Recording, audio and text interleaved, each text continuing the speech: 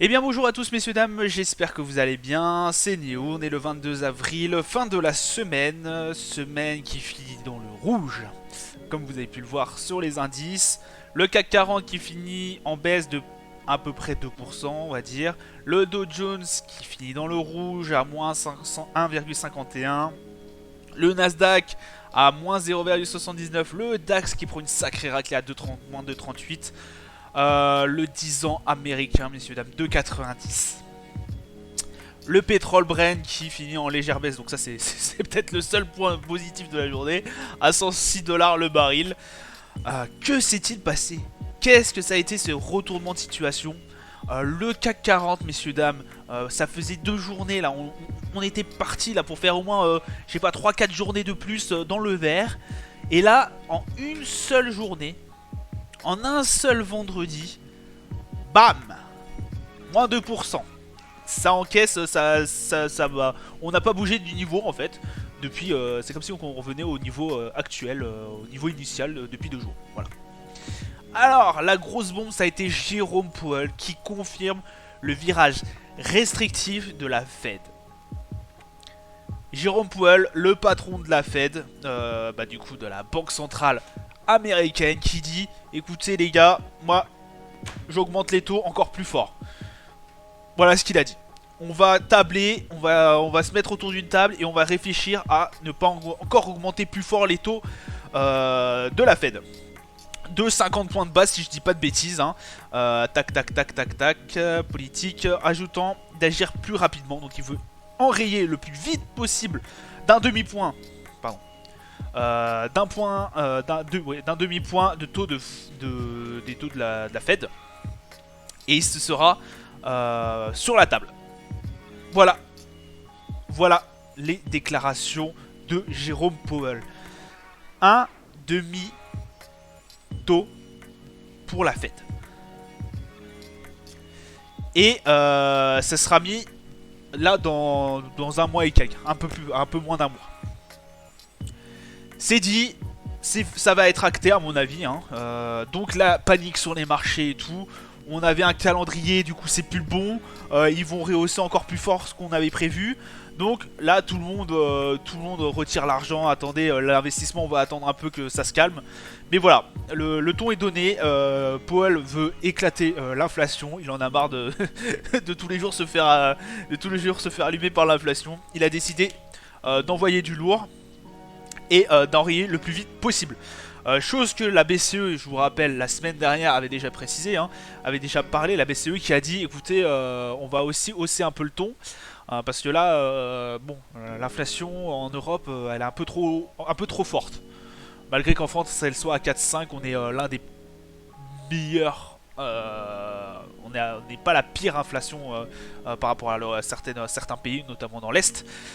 Mais voilà, on hausse un peu le ton. Ça a été là vraiment. Jérôme Powell a été vraiment la grosse bombe qui a été lâchée hier. Parce que je crois qu'il l'a parlé hier. Les marchés ont ont tout de suite réagi. D'ailleurs, le gap s'est fait énorme. Le gap baissier a été très fort au niveau du CAC 40. Bah, de toute façon, moins 2%, on s'en doute. Donc voilà. Ça a été le Fonds monétaire. Hein. Si les marchés avaient déjà intégré un relèvement d'un demi-point en mai, après celui d'un quart de point décidé en mars, ils craignent que la Fed ne se montre plus dure. Même si les marchés avaient intégré un relèvement d'un demi-point en mai, après celui d'un quart de point décidé en mars, ils craignent que la Fed ne se montre plus dure pendant plus longtemps en optant par la suite pour 2 hausses supplémentaires de 50 points de base d'ici la fin de l'été. Voilà. Là, on va rentrer dans du dur. Ça va être très compliqué. Les marchés, voilà, les investisseurs, du coup, on le voit hein, à l'heure actuelle, les investisseurs commencent à rétro-pédaler. Fini la fête. Voilà, on va arrêter la fête. Faites attention, ça arrive. Faites attention, ça arrive. Ça arrive fort. Et pour les personnes, voilà, pour les économies comme la nôtre, comme l'économie française, ça signifie quoi? Bah, c'est-à-dire qu'en fait, quoi qu'il en coûte, ta gueule. Voilà. En gros, c'est ça. Quoi qu'il en coûte, 0%, planche à billets, fini. Au revoir, bonne soirée.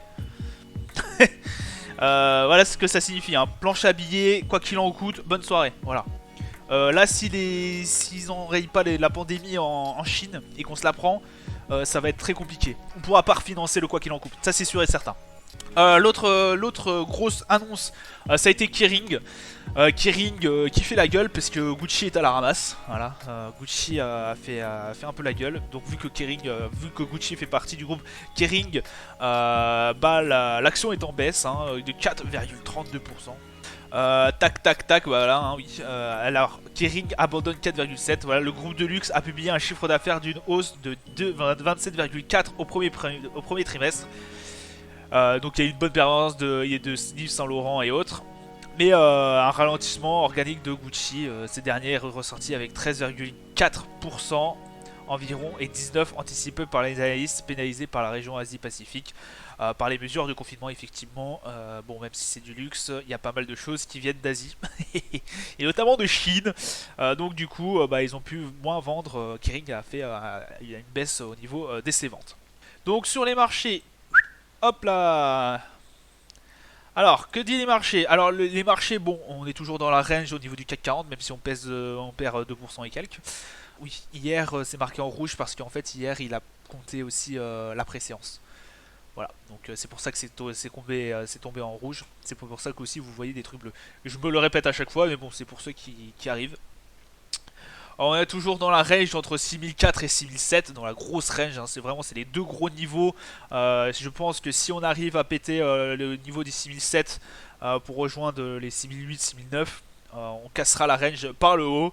Et encore une fois, hein, à 6004 et quelques, tant qu'on ne cassera pas cette range là, on sera toujours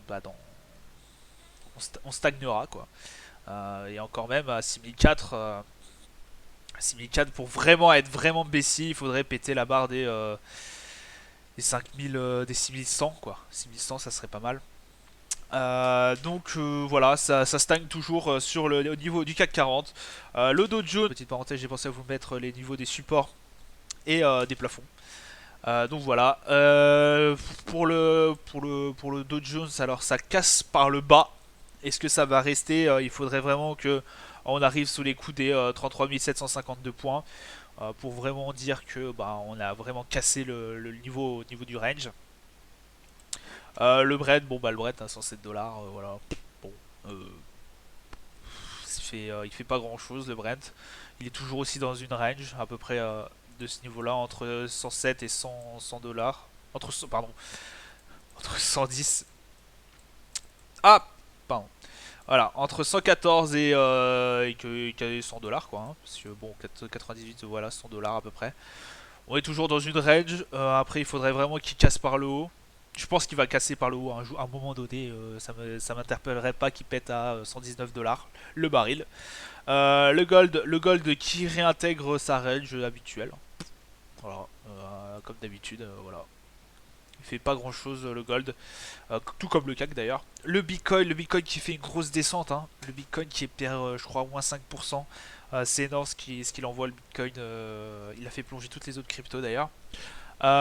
Donc faites attention puisque là on a le niveau des 40 000 qui a été cassé. On se rappelle tous que si le niveau des 49 000, 30 000 et quelques casse, on peut redescendre tout de suite sur la barre des 30 000, hein, 30 000 et quelques. Et après la barre des 30 000, il y a un petit ravin quand même. Hein. Donc voilà, faire très attention sur la barre des 30. Bon, après, il n'a pas vraiment cassé, là il est sur le support. Mais faire attention, voilà, que s'il casse plus au niveau de la barre des 39 000, 38 000, il faut faire très attention. Voilà, ah ouais si, il y a le Nasdaq. Alors le Nasdaq lui il pète par la baisse hein. Par contre là oui on est vraiment baissier sur le Nasdaq. De toute façon ça faisait un paquet de temps qu'on était baissier.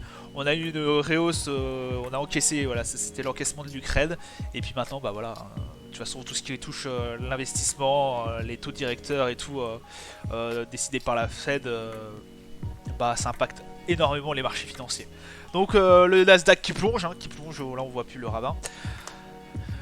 Sur la plupart de mes préconisations, je suis d'ailleurs baissier, hein, puisque bon voilà, vous avez l'inflation, la guerre, à voir s'il y aura une reprise d'ici mai-juin. J'espère. Je suis toujours un peu pessimiste dans les choix que je fais. Mais j'aime bien être pessimiste parce que au moins, s'il y a du positif, je suis beaucoup plus content. Voilà. Bah, du coup, je vous souhaite un agréable week-end. J'espère qu'on se retrouvera lundi, que j'aurai le temps de vous faire une petite vidéo. Je vous dis à plus tard. Ciao, ciao.